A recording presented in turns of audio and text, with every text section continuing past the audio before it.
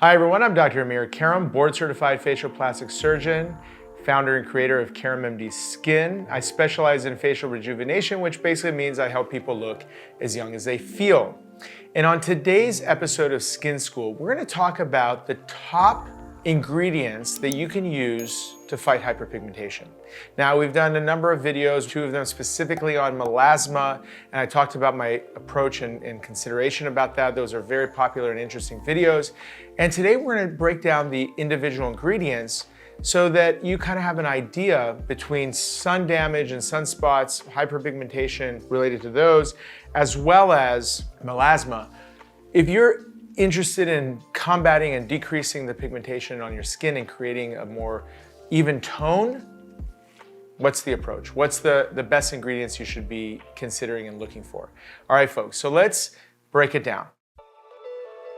We're going to talk quickly about what causes pigmentation in the first place. So pigmentation is a byproduct of the melanocyte, which is embedded inside the bottom of the skin surface. And what ends up happening is the melanocyte creates the pigment called melanin, and it releases into the skin and it moves all the way up to the surface.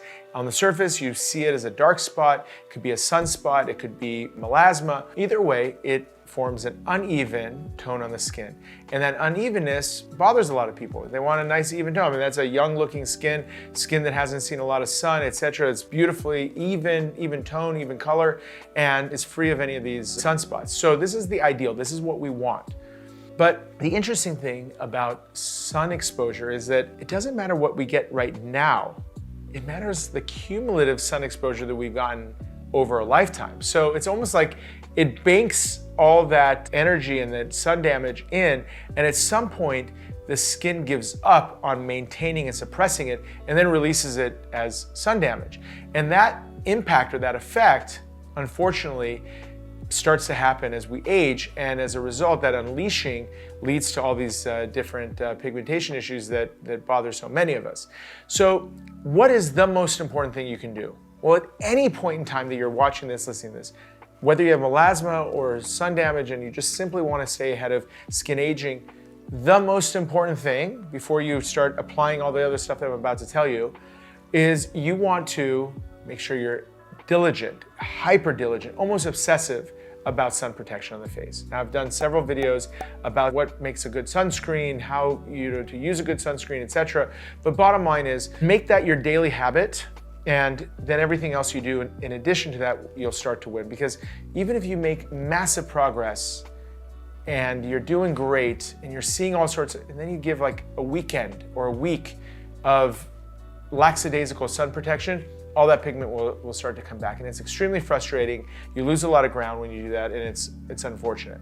So basically what it comes down to is step one, be diligent about this. And again, watch some of the videos so you learn how and what makes up a good sunscreen. Now, let's talk about the active ingredients that are going to help biochemically reduce the production of pigment, in addition to keeping pigment that's on the surface broken up and keeping it from coalescing. Now, I'm going to preface this by saying this. I'm going to mention, 7, 8, 9, 10 different important active ingredients that do this. It's unlikely that you're going to get on all of these all at the same time, right? It's unlikely. But there are certain combinations that may be part of certain skincare regimens.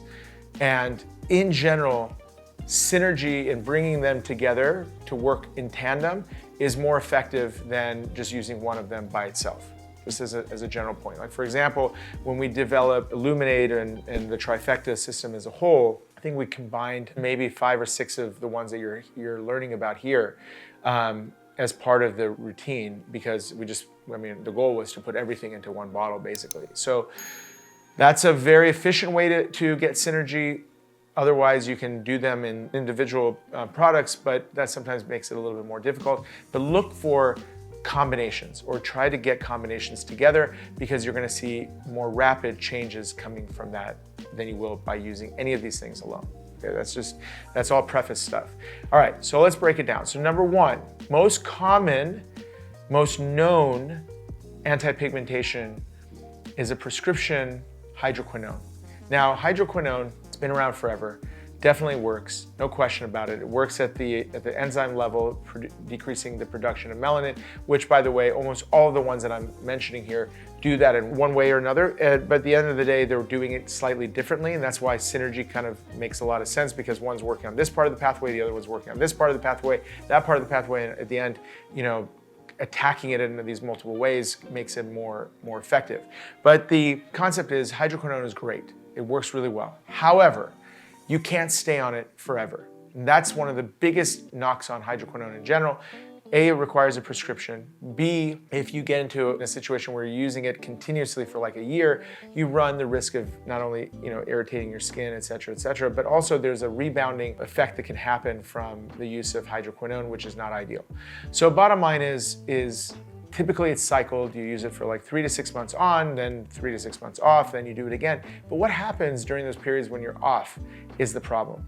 So just something to keep in mind. I don't personally prescribe hydroquinone so much unless I'm doing it before like a laser or before some type of treatment as a pre-treatment, but it's just too much maintenance to be on and off. I'd rather get synergy from a number of different products that you can stay on continuously forever, as opposed to be worried about a patient who may be, abusing it by accident because, we wrote some refills or somebody wrote some refills and they're just on it continuously, and then they run into problems. So hydroquinone is kind of like the standard, but it has its flaws. Everything else I'm about to mention, you can absolutely stay on forever. You can do them in combination with one another. Generally speaking, there's not going to be a lot of contraindication between them. And overall, might even make the argument that the more of them you're on, probably the more effective things are, right? And like I said, even if you're on the trifecta and there's 6 of them on here and you want to add the other 1 or 2 in addition to it, there's no harm in doing that. I don't know if I'm giving this in order, but maybe the top 3 are sort of in order. And why they're in order is because in addition to decreasing pigmentation, they're also doing all sorts of other really important anti-aging things to the skin. So it's like, why not reap the benefits of both of these things? So this is what it comes down to. Number 1 is retinol, right? It's a vitamin A derivative. It functions by decreasing pigmentation, which is what this video is about, but it also increases collagen, and it also improves the all-around aging impact of the skin. Absolute must of an anti-aging regimen. Number 2 is vitamin C. Multitasking, improves collagen, brightness, tone, decreases pigmentation, hydration, absolute must, part of any kind of a skincare regimen. Number 3 is niacinamide, which is vitamin B3. And I joke because the A, B, and C's of skincare, I actually did a video on this, but those are the big 3. Those are big 3 kind of must, heavy hitter, multitasking, do all sorts of things in addition to decreasing pigmentation, right? So they're helping with pigmentation, but they're also helping with like 4 or 5 other really important things for anti-aging. So you really want to make sure you're on those. And those are all part of the trifecta, just FYI. Then you're getting it into an entire category of basically what I call non-hydroquinone or botanical lighteners. And these are individual products and ingredients that really have a very narrow scope, and they're really working directly on pigmentation. And that's about it. And again, you're using them, in addition to those 3 that I just mentioned, you're gonna get more synergy, more impact, more effect. One of them is licorice root extract, a big one. That's one that has been used, in isolation. We have it as part of our trifecta. It is definitely, time tested and it works.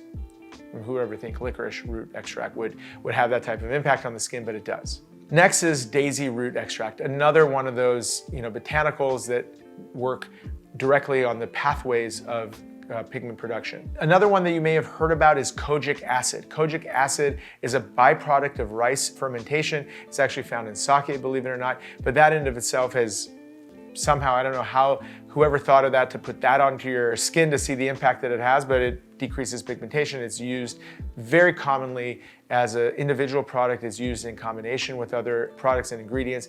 Very, very effective, very powerful anti-pigmentation treatment as well, kojic acid.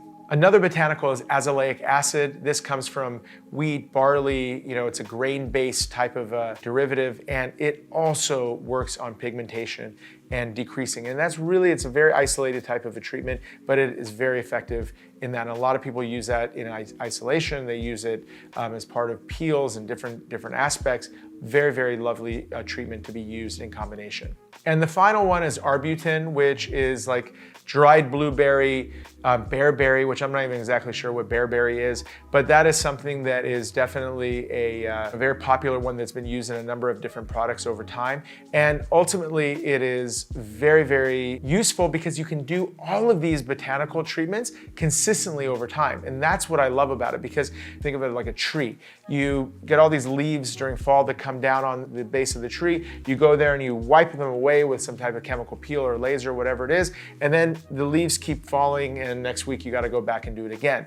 Well, what's happening with these particular treatments is that you're keeping the leaves on the tree. You're basically preventing the leaves from falling. So as a result, you're not getting stuff that needs to be lasered or peeled or all that kind of stuff. So you're really not only breaking them down from when they occur, but you're also decreasing the constant production of them, which is really the name of the game. If you really want to stay ahead of pigmentation, you got to get to the source of it.